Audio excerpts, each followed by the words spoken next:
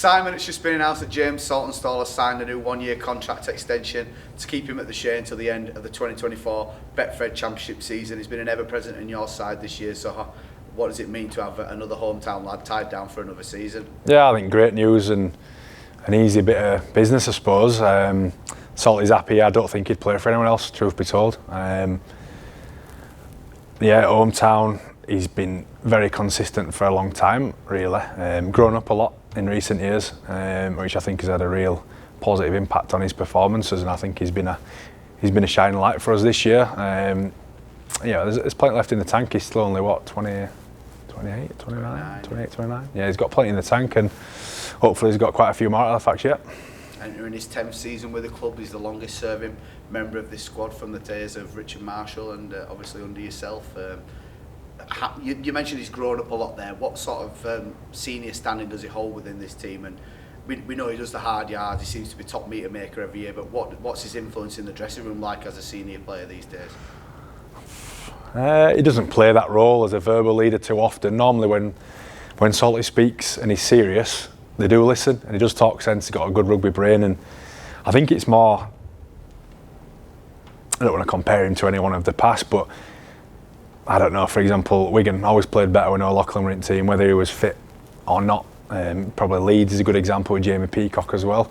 I think he's very dependable and someone you want in the trenches with you, really, and he's played that role really, really well, and you know, he's a good example for hard work. It's not always freakish talent and silky skills where he comes up with his tries or his carries in yard. He's just brute force and putting himself where not many people would. It's not normal, is it, to run into brick walls, but yeah, he keeps doing it, he keeps tipping up. Very proud to represent our club in his town, and you know, he's a very popular member of our squad, and yeah, as I say, with age he's got a lot better and easier to handle off the pitch, and obviously that's really transferred into his game.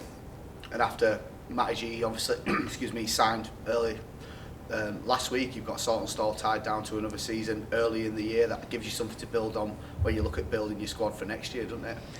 Yeah, definitely. I think we've probably got maybe one or two more conversations going with retention at the minute, but you know, there's still a lot of blokes who I feel like I've got to do a bit more for us to jump in on them, so there's no rush. We would like to get business done a bit earlier. Last year was very late in the year to get stuff done for a number of reasons, but yeah, I think it'd be nice to get not a head start, but you know, but get out there while there's a lot of players available. Obviously the pool gets smaller the later you leave it, so it'd be nice to be in those conversations. But you know, I'm really happy with what we have got signed for next year. You know, and everyone that is here has got an opportunity to make sure they're here next year as well if they want to be. But obviously they're going to have to play to a certain level and show what we need from them.